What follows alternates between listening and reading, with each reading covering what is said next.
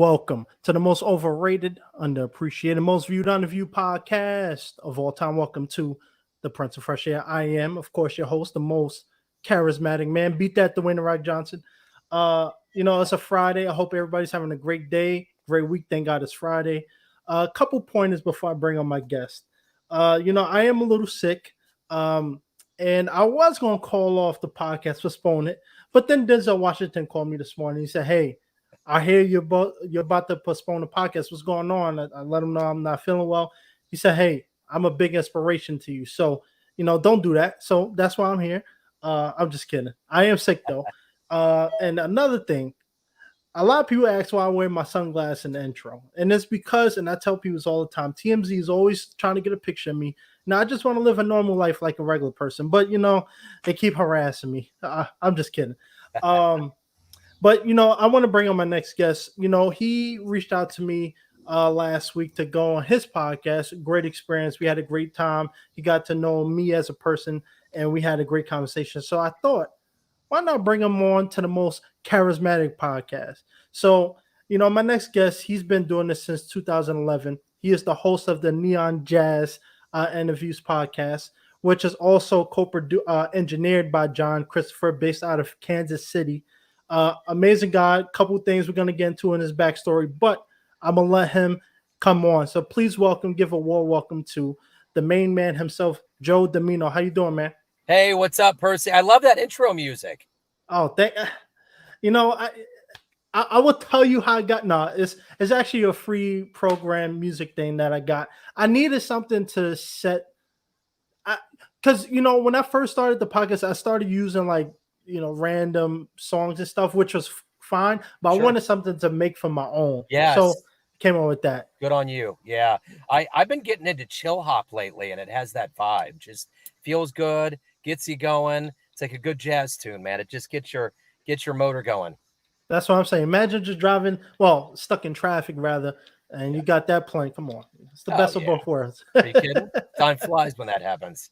Yeah, exactly. It's good. But enough about me. Everybody hears about me a lot. So, this is your time to shine. So, Cool. Joe, like I said, thank you for having me on your podcast. We had a great conversation. So Yes, before sir. we get to the meat and potatoes, because I do have something I want to ask you about.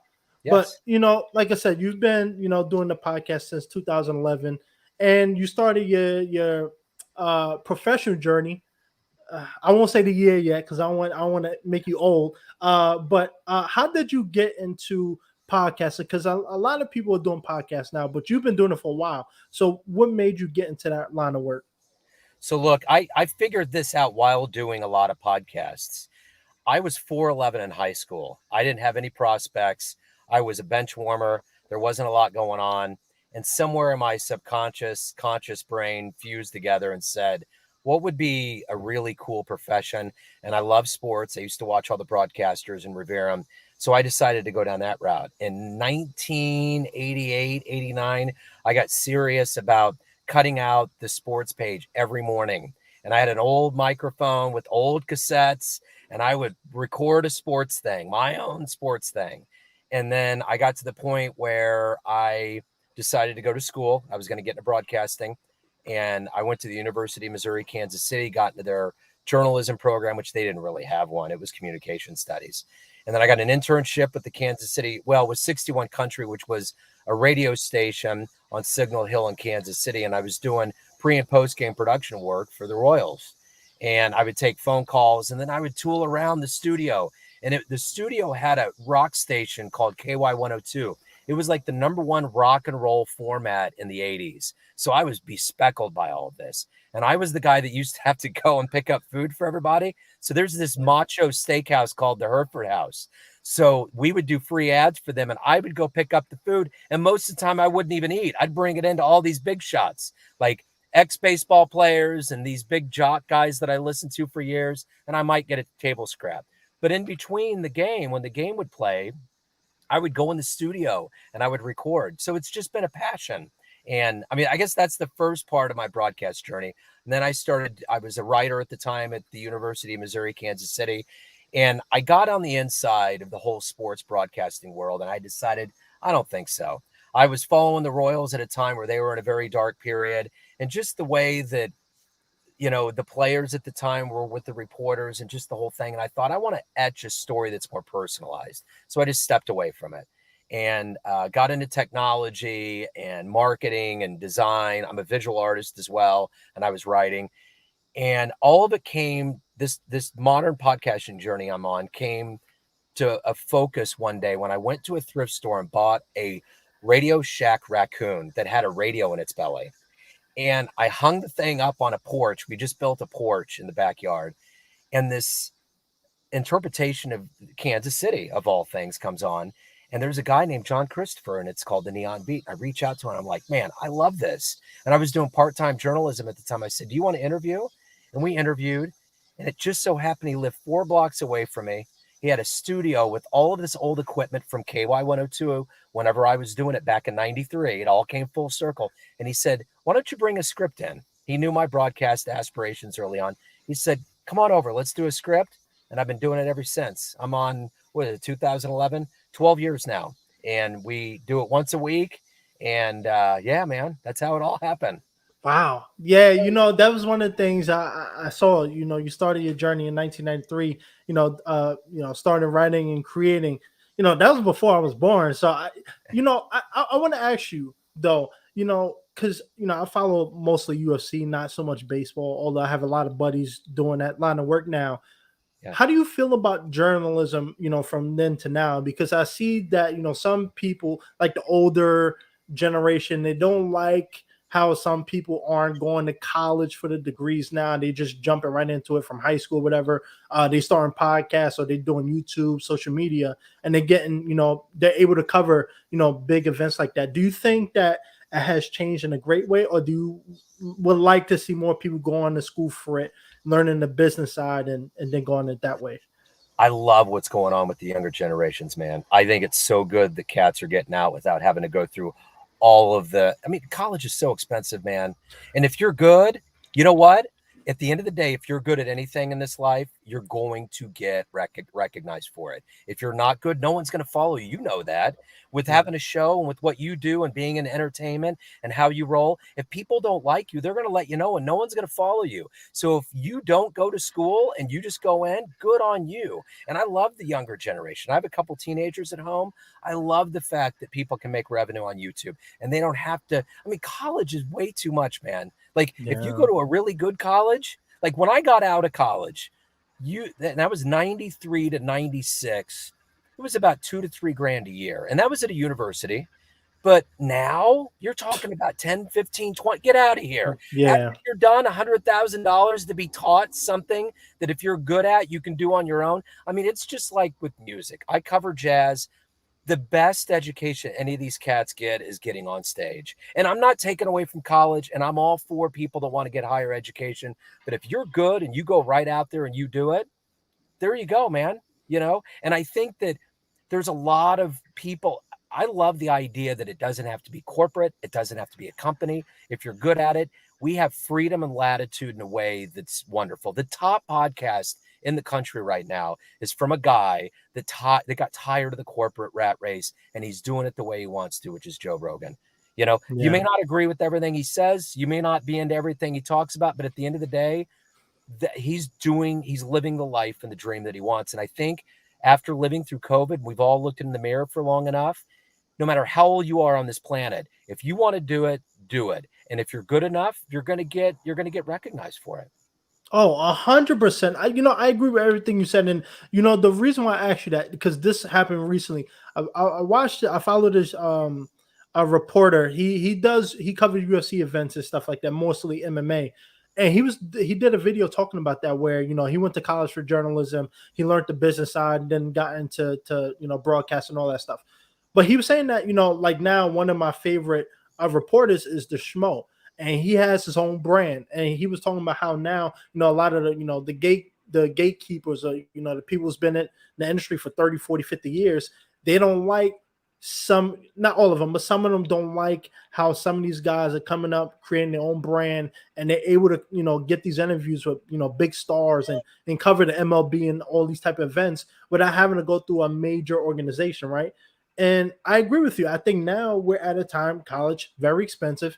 And if you know what you want to do and you're able to get those reps in, like you said, doing, internships, or, you creating your own content, you get those type of that repetition that might take you a little long if you go the college route, because most of the time you got to take classes that have nothing to do with your major. Yeah. So, one of the things I want to ask you on, because I noticed you said you did writing for a while. Did you enjoy that part of it? When you left that to do your own neon jazz interviews, what made you decide, actually, let me switch. What made you decide to jump to that? Was it because you got tired of the rigorous schedule as in that line of work, or what was that? This is a passion project. I do this on the side, and I did it because it's been my dream my whole life. I have always had one dream of getting in and being a broadcaster in whatever capacity that would be. Now, early on, I wanted to be on the set of ESPN. I wanted to be right up there next to Keith Olbermann and all the cats in Bristol. I was ready, and it got to a point where that wasn't the avenue that I wanted to do. Getting into sports radio was definitely something that I decided I didn't want to do, but I didn't know what I wanted to do. So when you say marketing your own brand, Neon Jazz, sometimes people are like, man, they think there's like 20, 30 people or whatever that are working for it. It's me. I am Neon Jazz, and this is my entity, and this is my brand. And I get interviews with people from Sonny Rollins all the way down. And I remember in the beginning when I would get the interviews, I'm like, all right, these cats are calling up, they're reaching out. They don't know me from anything, but they know that the passion is there. And it's the same thing with you. Immediately when I interviewed you, you have the passion, you have the fire, and you can't replace that. Same thing with Denzel. The reason why people watch him act is because he has a fire that is unmatched by almost anybody in Hollywood. And when you have when you have that fire, it doesn't matter what logo's on your microphone. If you do it well and you get out there and people feel it, because that's what the connection is. Ultimately, at the end of the day, with what you're doing too, people feel the connection to you as a human being. And that's not a logo. That's not something that's branded as something big. It helps. Yeah. If you're on ABC, NBC, CBS, whatever, it helps. But at the end of the day, we are in an era where you can choose your own destiny, like the books where you could just squib off and choose your own adventure. That's where we're at. And good for us for being existentially free to do whatever we want to do with our lives. I hope I didn't run around that question. I get off. No, you got it.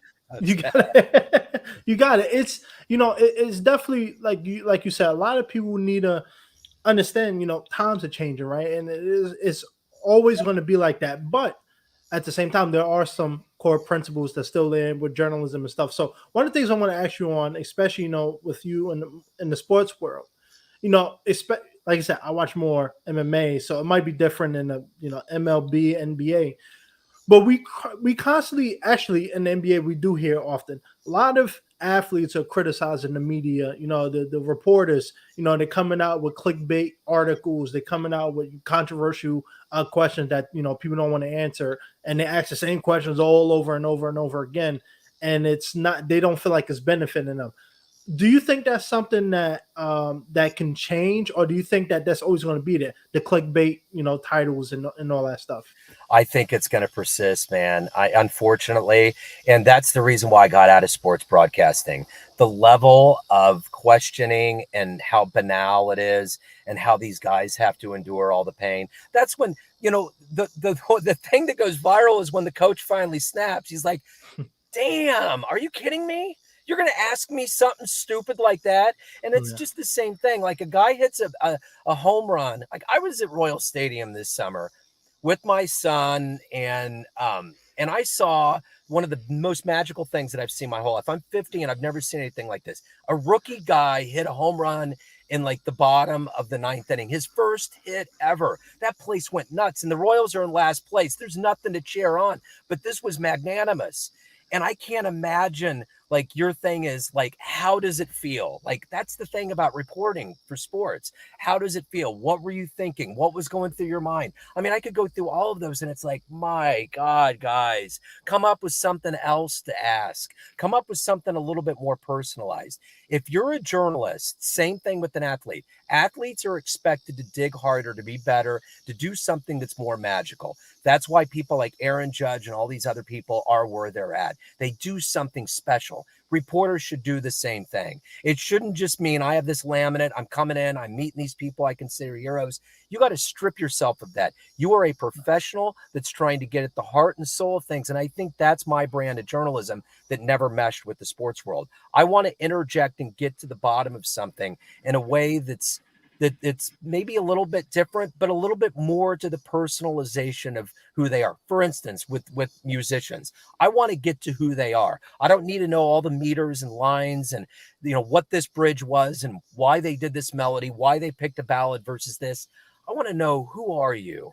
Where did you come from? How did you get to this point? What's special? And I'm going to keep going back to Denzel.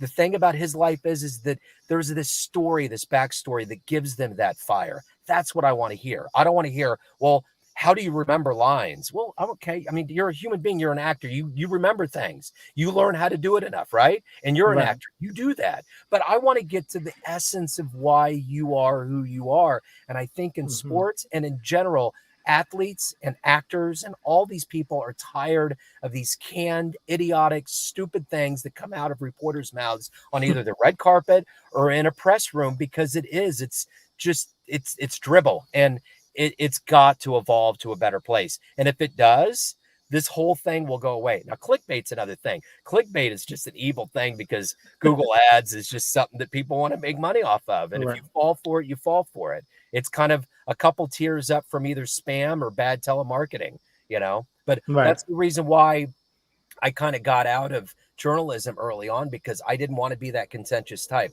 I really want to lift up the people that I'm talking to. I want to celebrate no matter how high up they are or no matter how low, so to speak, they are. It's about the connection and celebrating this human walk that we're all on. And I think sometimes we get lost and mired in all of the nonsense because we're a journalist and we're supposed to do this. People just have to try harder and do better. Yeah, people, I think people are, what, I'll take a step back and I'll be a little objective. I understand why certain, journalism do the things they do, right? Because we are living in a society now where everything needs to go viral. Yeah. And especially when you're trying to compete with the big brands, ESPN, for instance, you trying to get more people to come to you because everybody knows an ESPN. So how do you set yourself apart? You create these fake, not fake, but they create these clickbait articles and stuff like that, which is fine. I understand it's business, that's part of the thing. People need to realize it is a business. But at the detriment, a lot more athletes are making their own YouTube channels, doing their own podcasts, or do their own thing because they don't like the current state. Now, I would ask you though, as more people creating their own brands, their own identities, they don't need so much to join a ESPN, which is still the juggernaut, not taking that away from them. But people are finding success doing their own thing. Do you think as more people realize, hey, I don't need to go to a major corporation to be successful, that is going to allow some creativity? Because we know on the business side of things, you go on the show like ESPN, you may not be able to ask those questions you may want to because, legal stuff and all that stuff. So do you think when more people are creating their own brands and identities, it will make journalism a lot better?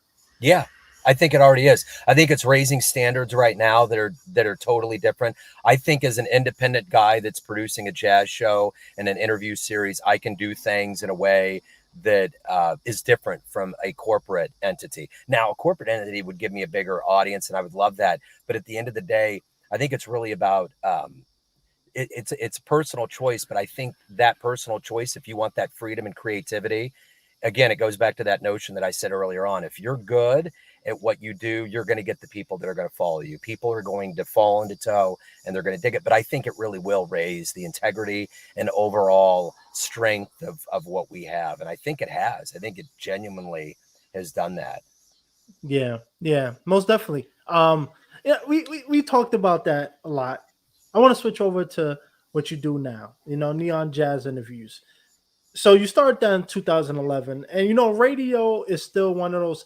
It's an interesting thing, I know like Howard Stern is still one of the top radio personnels, But radio has always been one of those things where you want to get on, you want to be involved. I even, when I went to St. Bonaventure University before I graduated 5 years ago, I had my own little radio station, radio show on there, the DJ Long Walks on the Beach. That's how I went.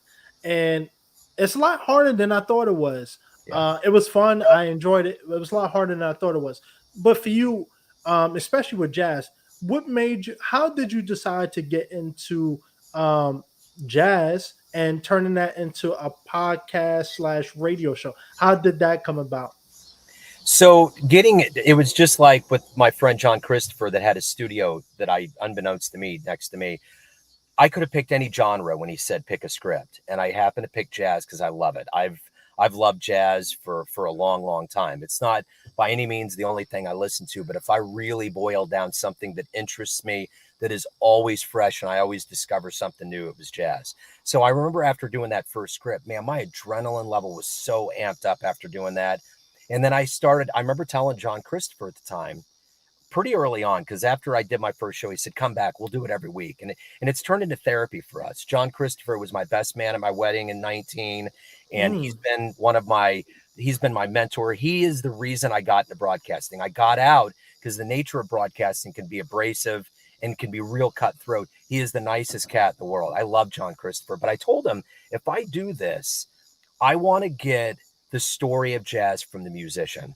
I don't want it to be told from the history books or from anything that's on the web or whatever. I want to go to the musician. So that's been kind of a byproduct. And when I started doing that, it's like once I got the first tattoo, you want more.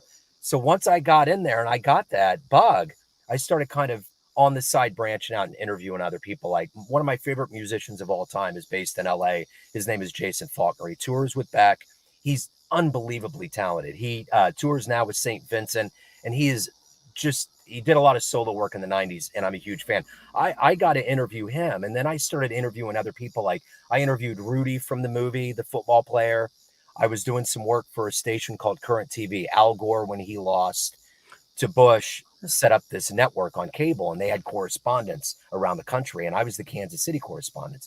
So I would cover floods and all these things, but I would reach out and talk to other people, and it gave me the bug. It's like, all right, I have kind of this storefront. Let's go from there. And then what led to us interviewing was I got approached by this service called Podmatch. And they were like, it's one of the first places that you can go to that will actually compensate podcasters, which is an alien concept unless you have a huge audience and advertising and things like that. So I said, well, let's give it a shot. And I just ran into all these people like you. And I was like, this is fascinating. Like all of this is wonderful to expand from. So I really expanded from doing jazz, which I still do all the time, to doing other people. So it just kind of turned into this bigger organism. But at the end of the day, to get to the original idea, I think no matter how hard it may be, it's the passion that goes into it. And I absolutely think, and I can't shout this louder from the mountaintop, jazz musicians of all the people that I've met on this planet are the finest human beings I've ever talked to in my life, been around. I mean it. Like I always joke around that jazz musicians are like the Swamis in Cloud City and Empire. They are the ones that are up there that are like magical. Like I'll get off the phone with some of these guys. Like Dr. Lonnie Smith was probably one of those guys that was beyond this planet. And it's hard for me to put words on it. But there was a kindness, there was an empathy, there was a truth, there was just a genuine, like, wonderful human being that I just couldn't believe. I just got away. Sonny Rollins was the same way. The higher up you go the food chain of jazz, the bigger these cats are, the more humble and grounded they are. All these cats want to do is do their craft and pass that torch on to the others and do it as hard as they can. And they are. I mean, like modern cats like Christian McBride and all these guys. And I've interviewed all of these guys, and they're all really gracious, and they're all wondrous human beings. So one of the big hooks for me doing this as long as I do is that I absolutely love these people. I love the feeling when I heard Kind of Blue by Miles Davis, and I got that initial serum of warmth from a speaker, I was hooked. But I am more invested than ever because the people behind this are wondrous. And I didn't feel that way with athletes. I really felt like the athletes were a different breed. And I'm not trying to bag on them at all. I'm just saying that it's just a different culture.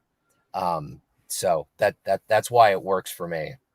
That's beautifully said. I will say, yeah, athletes, jazz. Yeah, I've noticed the more, nothing to take away from athletes, but people in their entertainment industry, mostly jazz musicians, actors, people who do more creative things, tend to be a little more easier and outspoken. They have that personality that makes you admire them, which is why I love Denzel.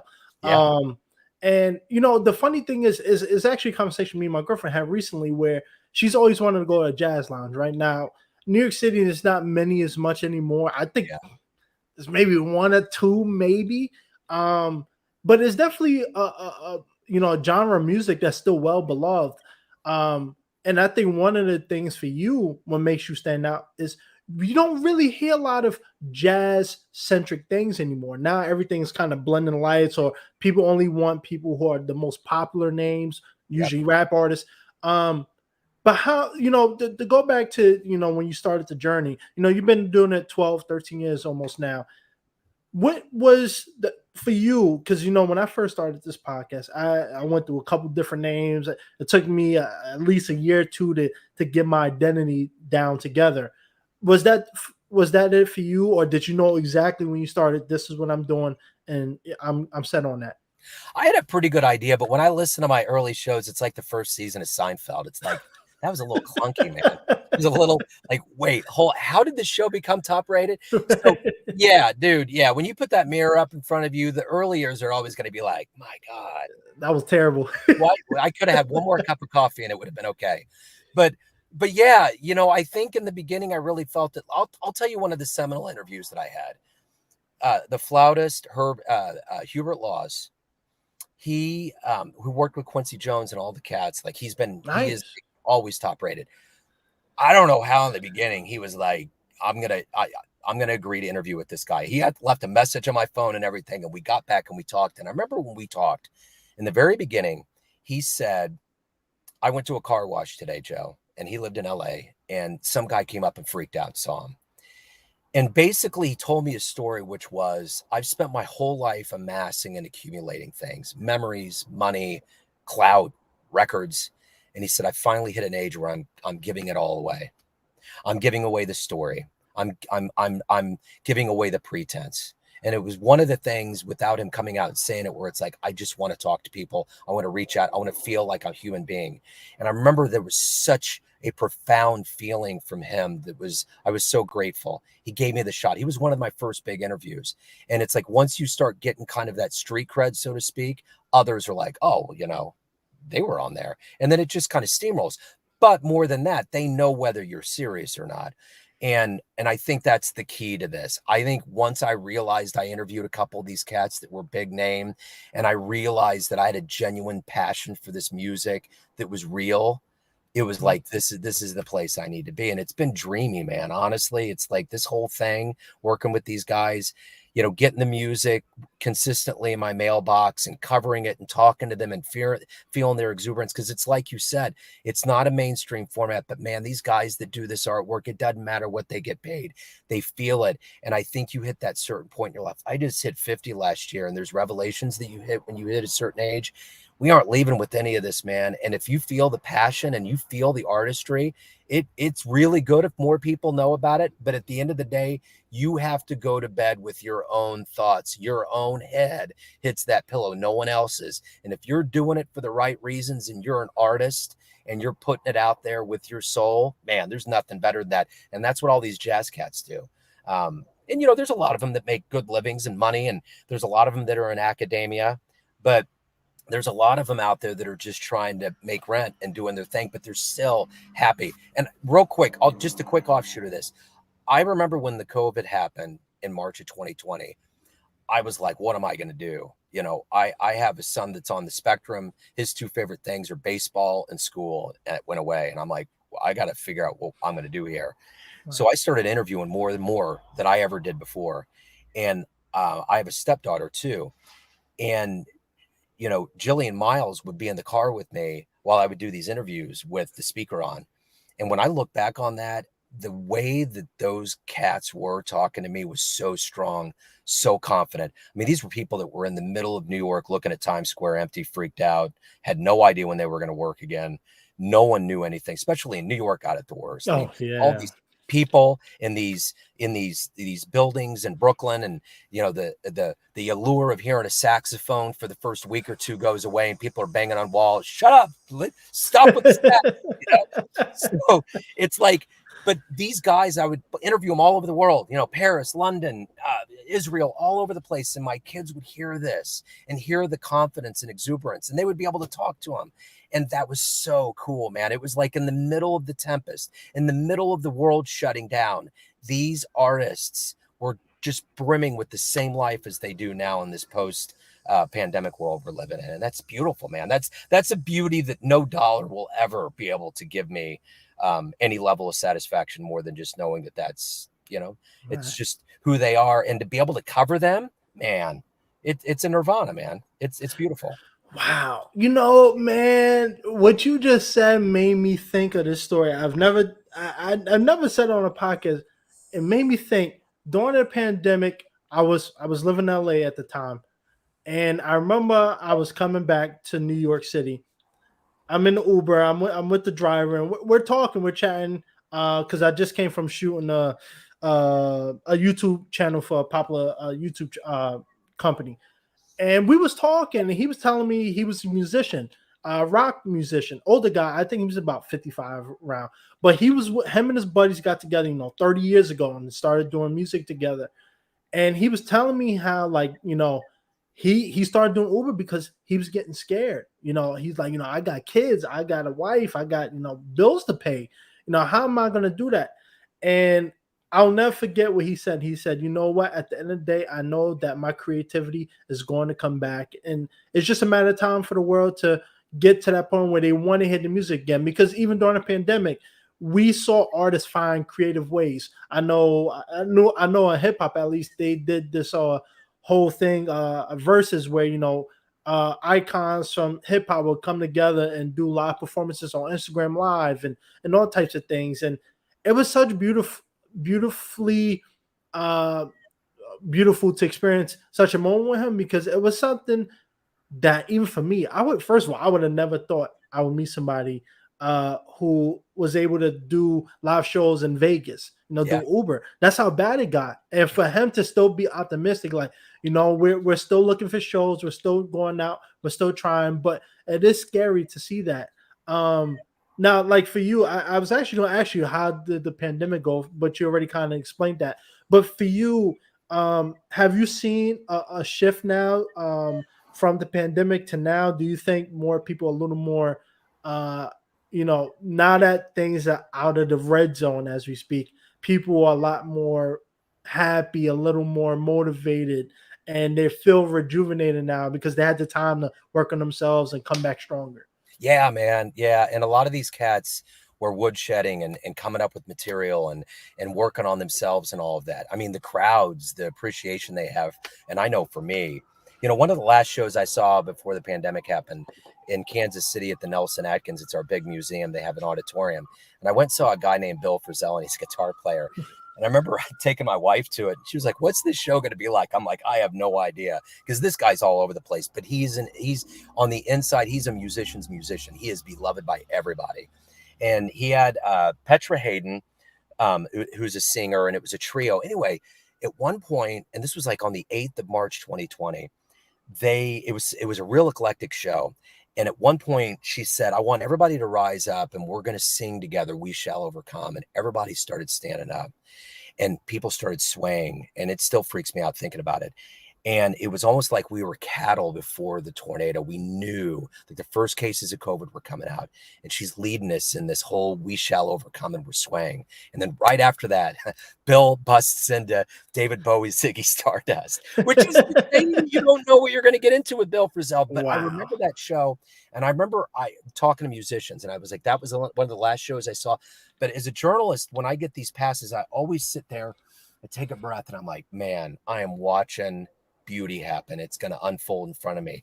But I think people are seeing that more and more live. And I think there's all of these people are releasing albums. And from my end of the microphone, not interviewing exclusively about what you're not doing, but what you are doing is just revelatory, and it's so good. And it's almost like we survived a rapture. It's like, here we are all left behind. What did we do?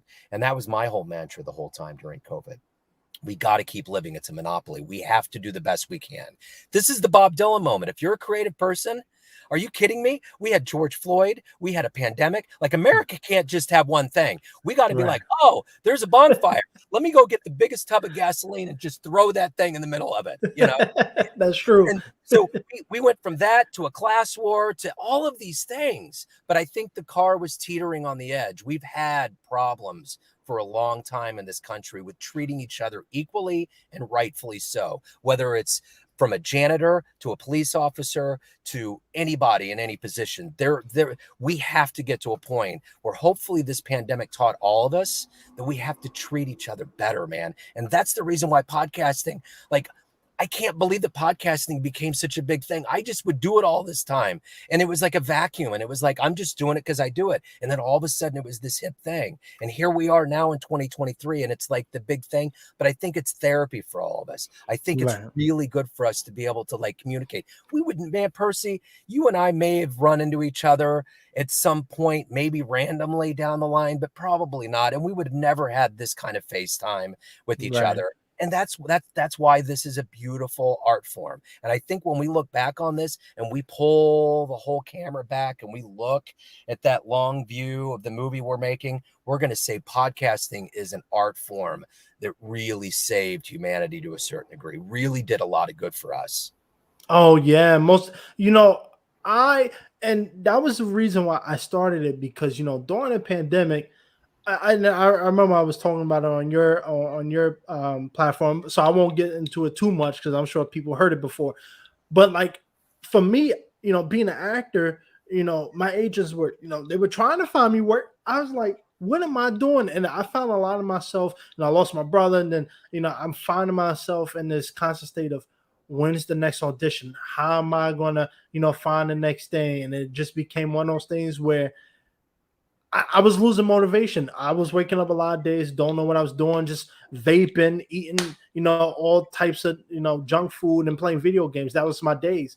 And then I got into podcasts, and I'm like, let me try. People always say you should use your acting skills for podcasts. I tried it, and then bam, people actually like it, And I think one of the things you said, and one of the grateful things I've been able to do was do mental health podcasts, because it seems to me podcast has become one of those things where people get to just sit down, relax, and just listen to people talk and even relate, right? Because even with YouTube, Instagram, I love all those things, but sometimes they are one of those things where you it has to keep your attention all the time, or you exit.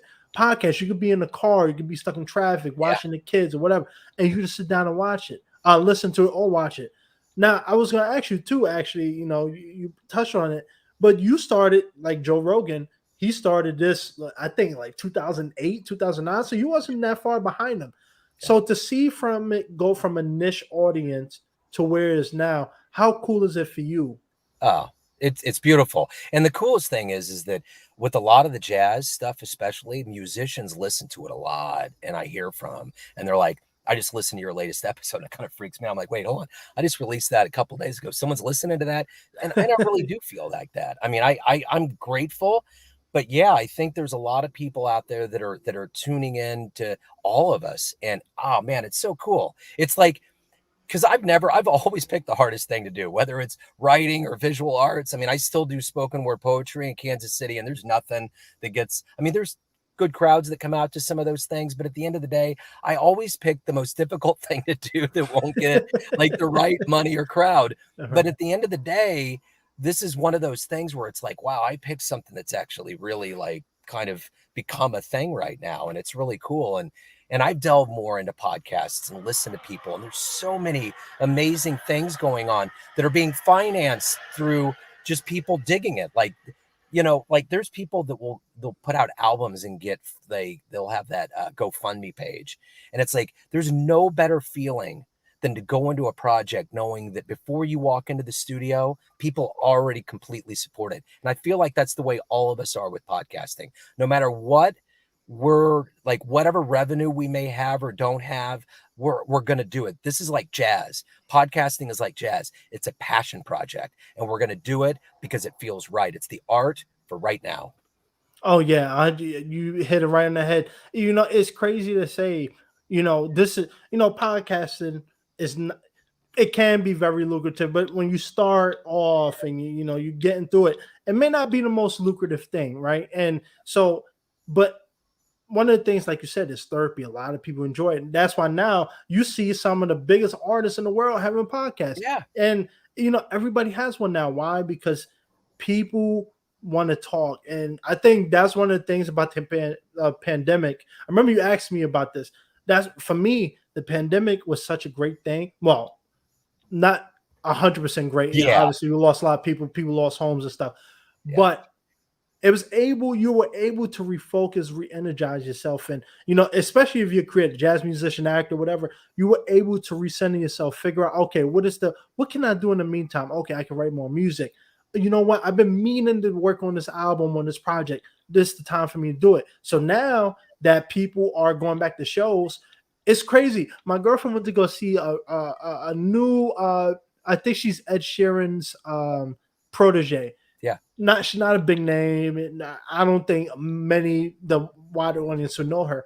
But she told me she went to go see her, I think, in Radio City, sellout crowd. Yeah. I mean, independent artists who aren't popular are able to sell out shows because people want to see that demand. And I'm sure for her and Ed Sheeran and all these other artists, they were able to come together. Whether it was together, collab, or just each other, or within themselves, and really work on their craft, work on the music, work on something that maybe they was weak on, and now they're coming back and they're able to thrive and stuff.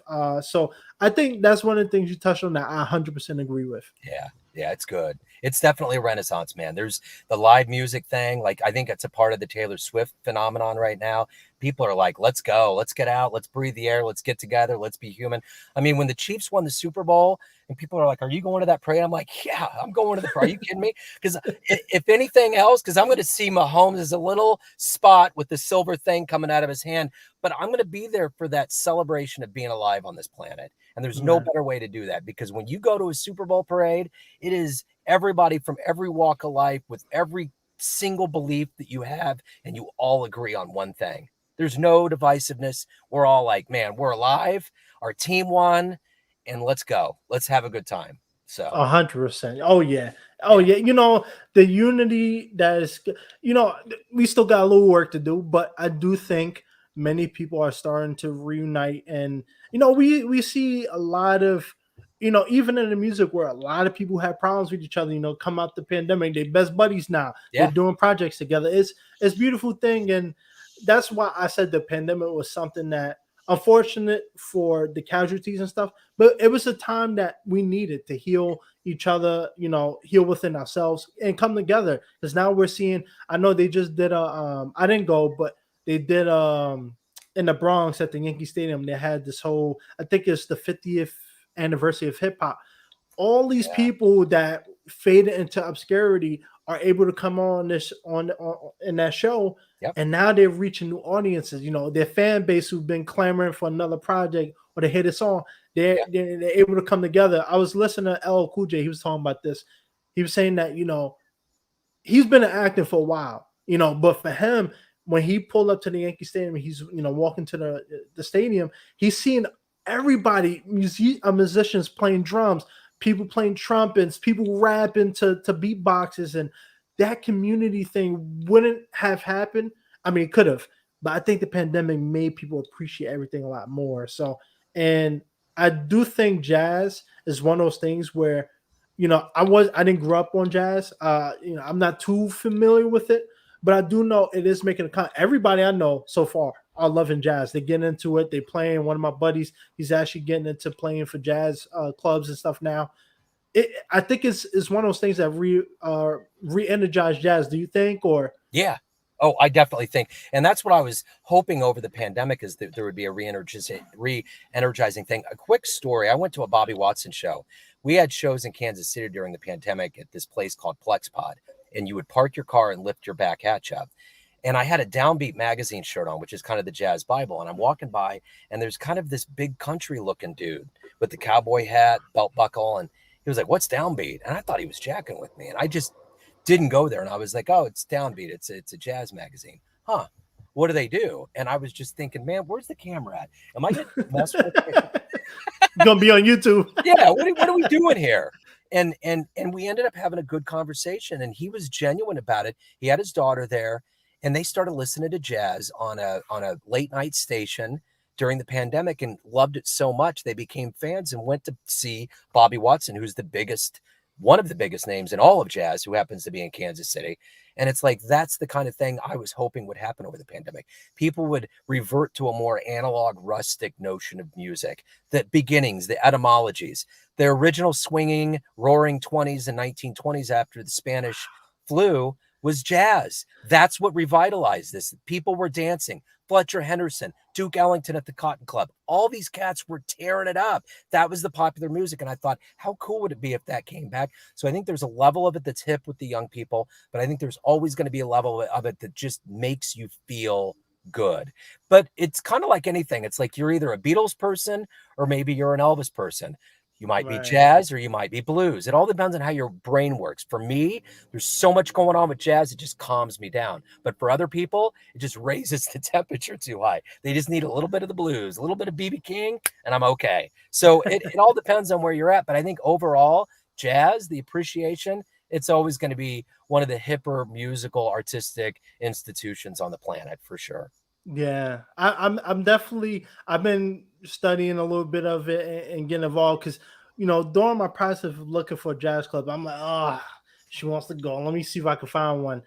And I remember actually a lot of the classic movies that I enjoy, they had a lot of jazz scenes, jazz music. And one of the things I will say about jazz is no matter who's involved or the type of crowd or scene or people coming together, when that music hits and you got the dance floor, everybody's out there enjoying themselves. I love that about jazz. It's one of those art forms that I feel like is kind of underappreciated, right? Because the newer generation, my generation, younger, typically, don't really, we care more about Drake than we do about other art forms, right? But now we're seeing more people. Oh, okay, I like this music. It's upbeating, it's upflowing, and it's actually.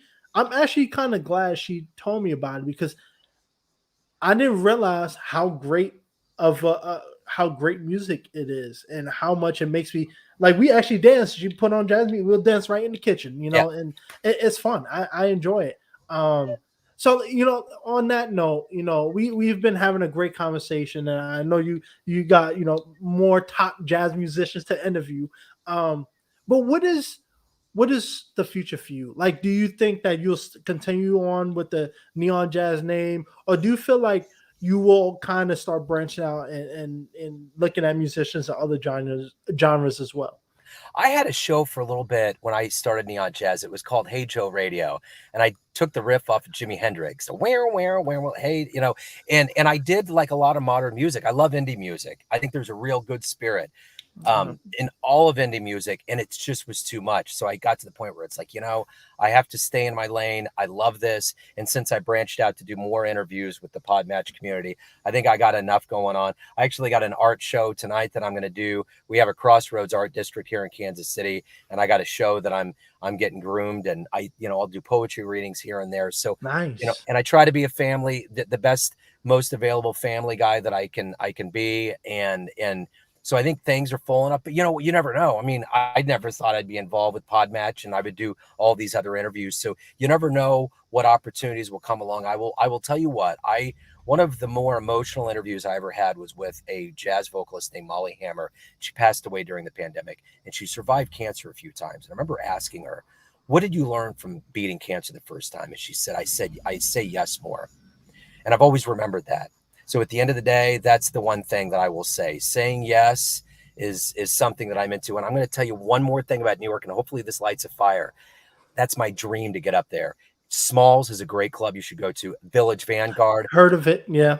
Dude, I mean, if I could go up there, I interviewed a musician at one point, and he told me, I think he was from Houston. He said, when I finally went to New York and saw a professional, like a jazz set, He said he walked up the steps and stood looking over New York City, and he completely blacked out and fell to the ground, like completely fell like a tree.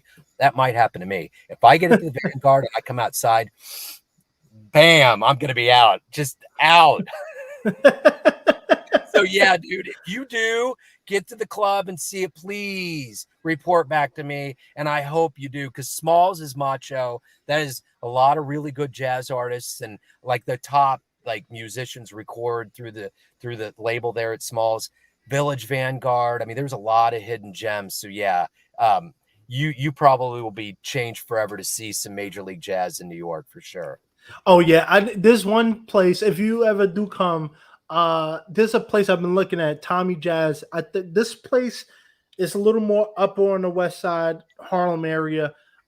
So far I believe they've had some big names there, and the set I've heard is beautiful. Yeah. People, you come in, they have table seating, you can order food, drinks, and it's such a great time. The only thing I do wish, and one of the things about New York, about the jazz scene in New York, I do wish change, is the fact that we don't really have jazz clubs. Like, most of them are jazz lounges, which is cool, but they don't allow you to dance. Yeah. I would love to do more of the dances. You go up there. I don't care if I got to sweat a little bit. What the hell? But yeah, it's definitely, I feel like New York could use a little more of that, because now it seems like most of the clubs and stuff here are more towards hip hop, pop, maybe a couple rock stuff.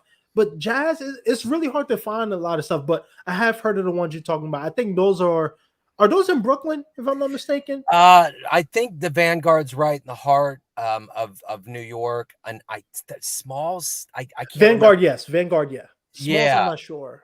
Look up the Hot Toddies. They are kind of a new dance craze that's kind of spreading out, and they have it specifically get up, dance, feel it.